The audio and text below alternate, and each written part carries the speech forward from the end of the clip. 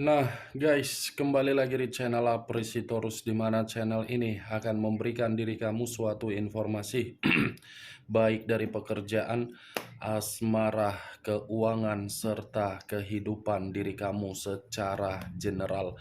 Sebelum saya memberikan suatu informasi dari berbagai aspek yang barusan saya katakan tadi, saya juga mengingatkan kepada teman-teman, informasi yang saya berikan terhadap diri kamu bukan suatu acuan untuk kamu ambil dan untuk kamu terima.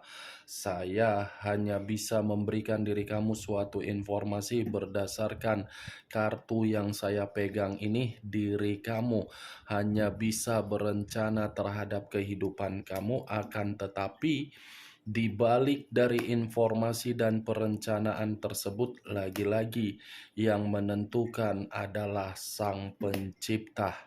Sebelum saya mengambil satu persatu kartu yang saya pegang ini secara acak, saya juga mengingatkan kepada teman-teman apabila ketemu dengan channel saya agar menekan tombol subscribe-nya dan menyalakan loncengnya supaya next video saya lebih semangat untuk memberikan suatu informasi baik terhadap kondisi energi kamu, manusia yang selama ini kamu prioritaskan, serta pihak ketiganya.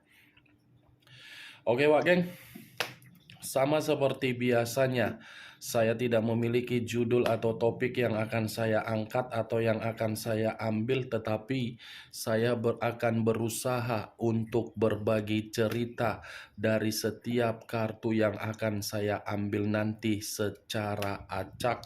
Apakah kartu tersebut akan memberikan suatu gambaran yang bersifat positif atau kebalikannya? Kita langsung terhadap kartunya. Saya akan mengambil beberapa kartu, di mana kartu yang akan saya ambil nanti bisa saja bersifat resonate, bisa saja tidak bersifat resonate. Semuanya saya kembalikan terhadap pola pemikiran kamu, semuanya saya kembalikan terhadap situasi energi yang kamu miliki untuk saat ini.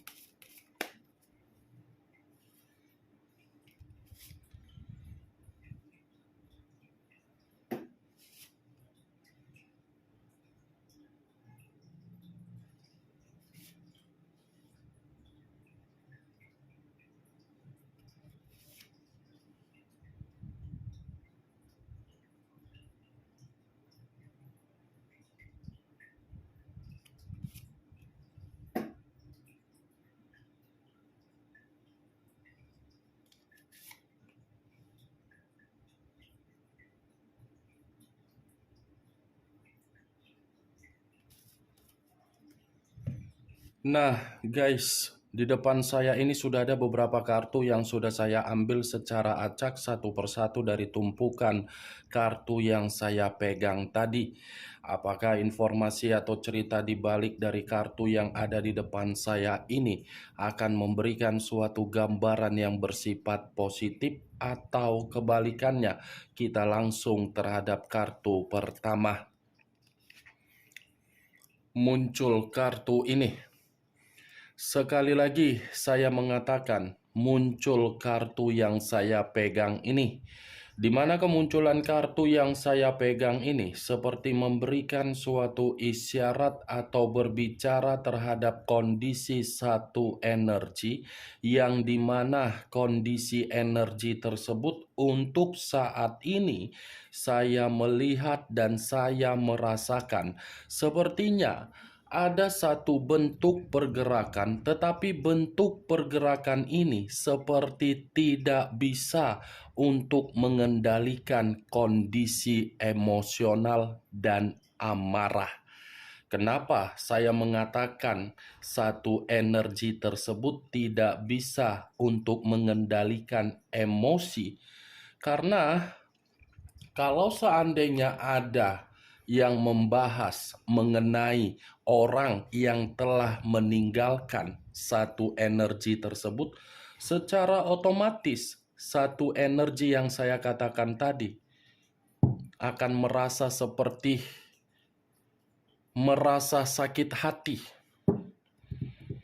Kalau saya mencoba untuk mengarahkan kartu yang saya pegang ini terhadap posisi energi yang dimiliki oleh pihak lain atau orang lain, serta mengesampingkan satu energi yang saya katakan tadi, mungkin kartu ini secara tidak langsung mengatakan watak dan karakter yang dimiliki oleh pihak lain terlalu keras kepala, terlalu arogan, terlalu egois, selalu menganggap dirinya paling benar. Apa yang barusan saya katakan tadi bisa saja mengarah terhadap posisi energi kamu, dan apa yang barusan saya katakan tadi bisa saja mengarah terhadap manusia tersebut. Akan tetapi, sebelum saya memberikan suatu informasi terhadap kemunculan kartu yang saya pegang ini, terlebih dahulu saya akan mengarah terhadap diri kamu sebelum saya mengarah terhadap manusia tersebut. Sebelum saya mengarah terhadap manusia itu, terlebih dahulu saya akan mengarah terhadap diri kamu. Di mana ketika diri saya mengarah terhadap posisi energi kamu, baik secara pemikiran, perasaan, ataupun kondisi batin kamu, dari ketiga aspek yang barusan saya katakan tadi, ketiga aspek tersebut sama-sama belum bersifat stabil, belum bersifat jernih.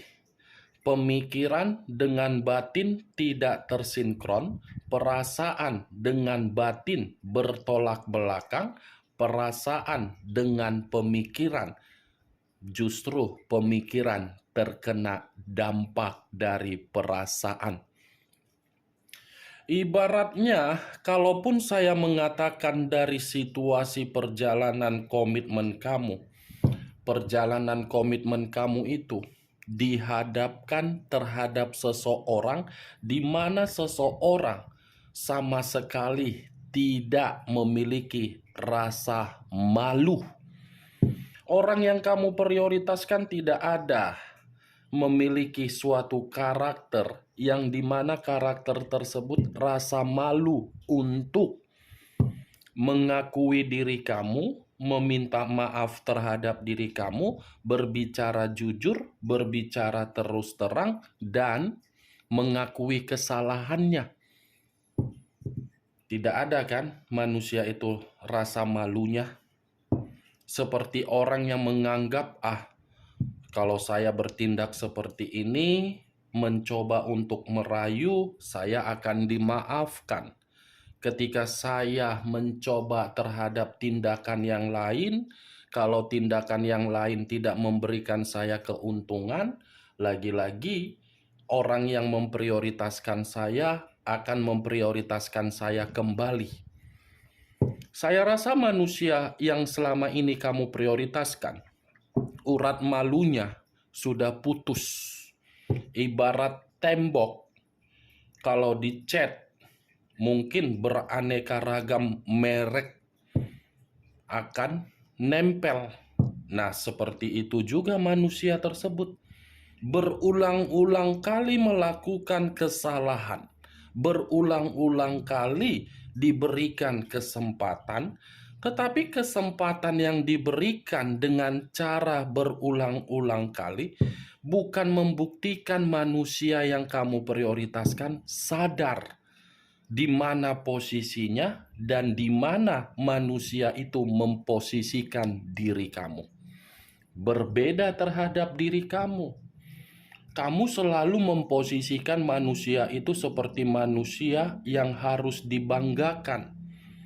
Kenyataannya, tidak ada yang bisa dibanggakan dari manusia tersebut kecuali dari karakter yang dia miliki pun tidak ada juga.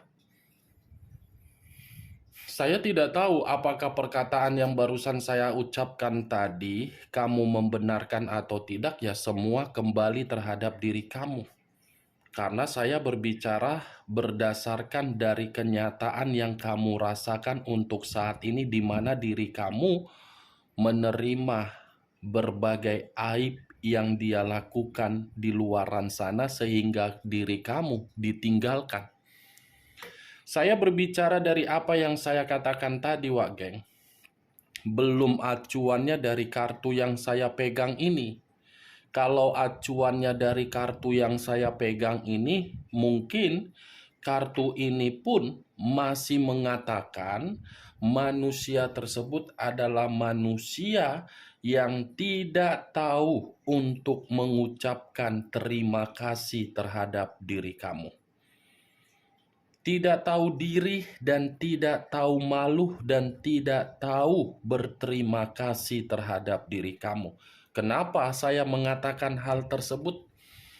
Coba kamu pikirkan, ketika diri kamu hadir di dalam kehidupan manusia itu, apa yang selama ini kamu berikan dan apa yang selama ini dia berikan. Itu saja perbandingannya. Itu saja yang menjadi alasan saya kenapa saya mengatakan manusia tersebut tidak bisa berterima kasih terhadap diri kamu.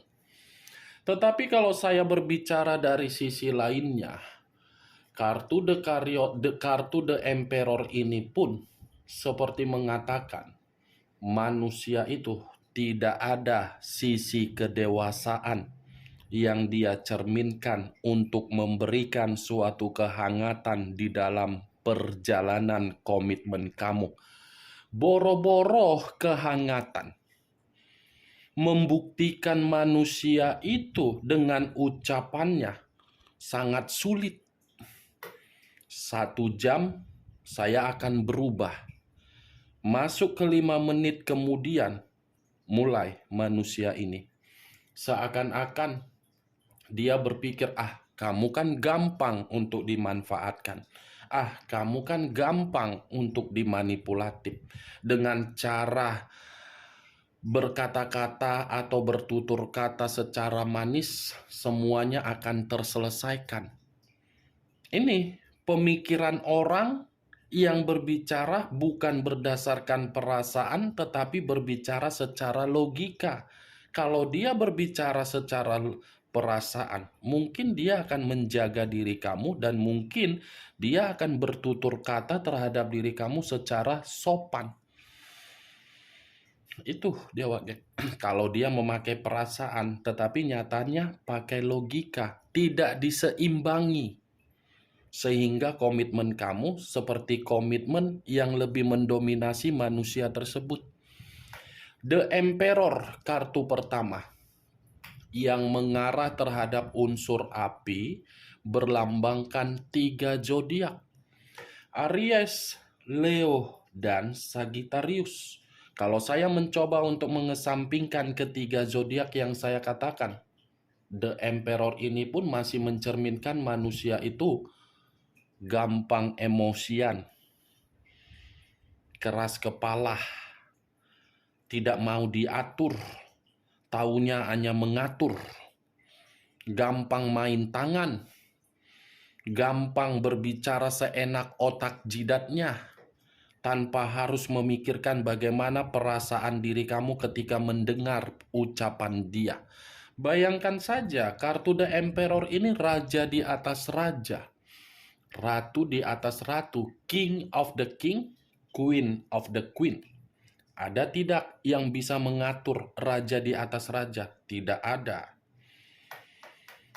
Tidak ada, kecuali alam semesta yang bisa membalikkan manusia tersebut. Nih yang saya lihat. Kemunculan kartu yang saya pegang ini, walaupun saya mengatakan posisi energi kamu dengan ucapan yang saya katakan tadi, bukan berarti saya ingin lebih mendominasi terhadap pergerakan energi kamu. Karena untuk saat ini yang saya rasakan, kamu ini sudah benar-benar tidak lagi membutuhkan manusia tersebut.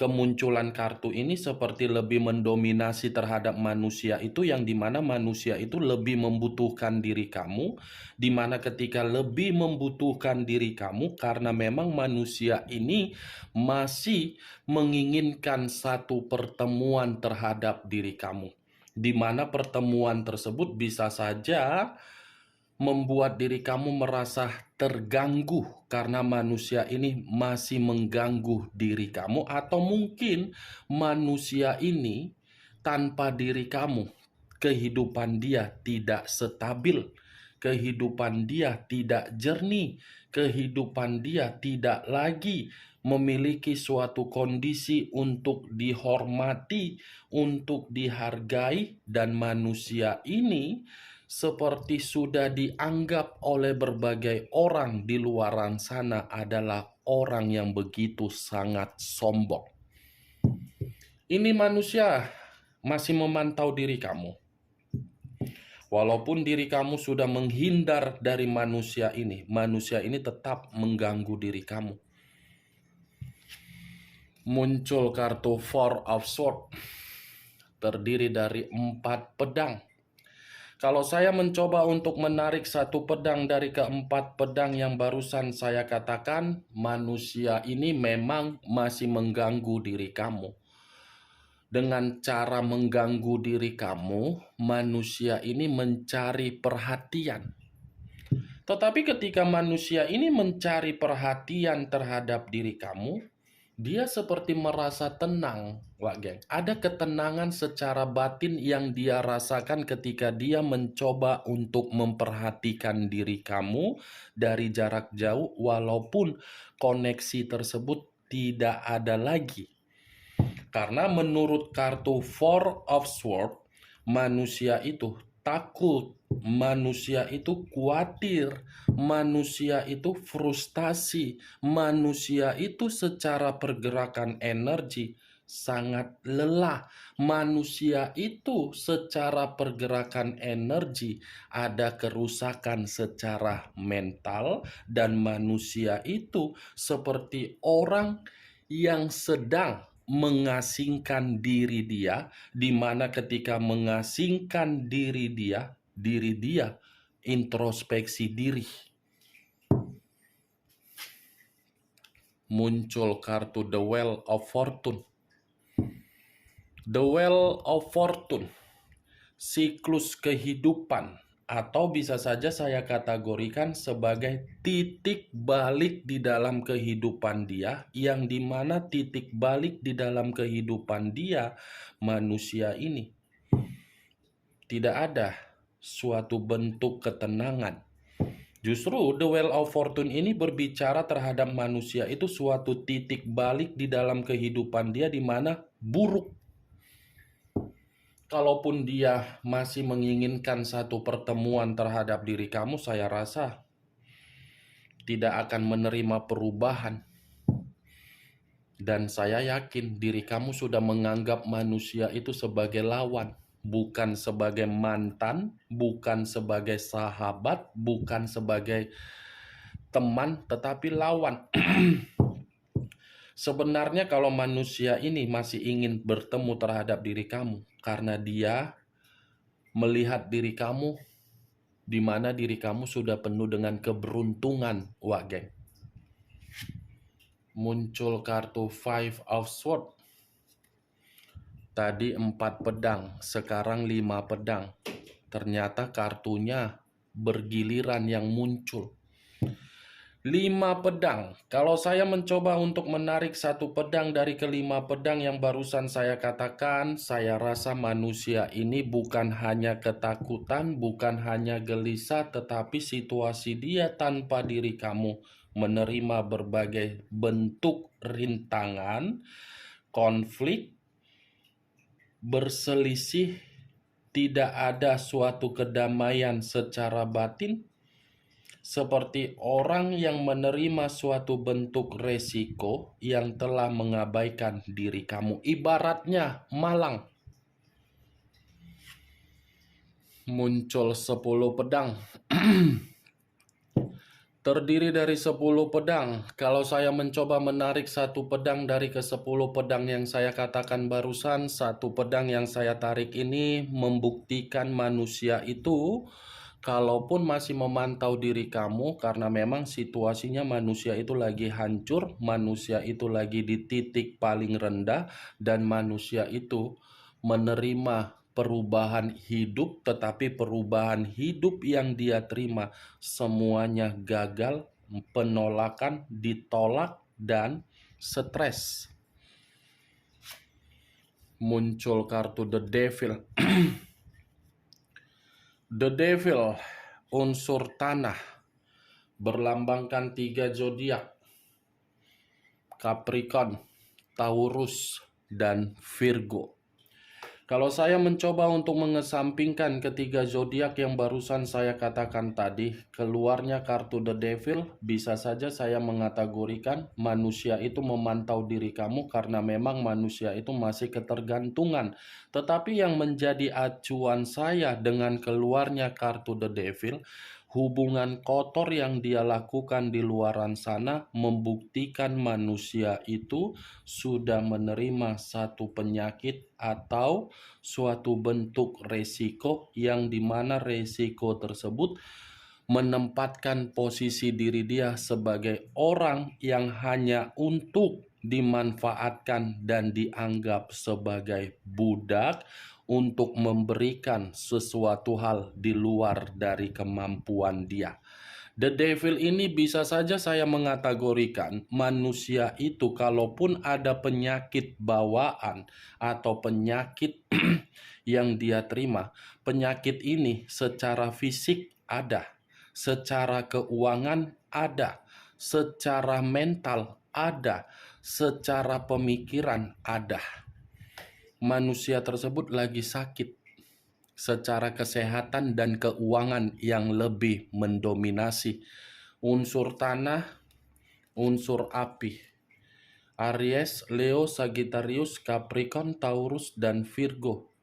2 unsur, 6 zodiak. Kamu tinggal menentukan di mana unsur kamu, di mana unsur manusia tersebut, dan di mana zodiak kamu, dan di mana zodiak manusia tersebut.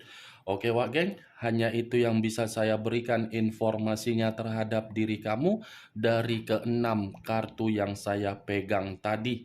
Tetapi sebelum saya menutup ucapan saya atau perkataan saya, sekali lagi saya mengingatkan, saya tidak memberikan diri kamu suatu sugesti agar sugesti tersebut bermain di dalam pemikiran kamu.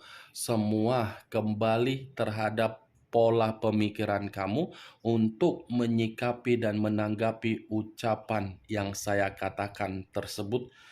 Yang positif ambil, yang negatif buang. Sekian dulu informasinya. Salam kartu tarot, salam zodiak.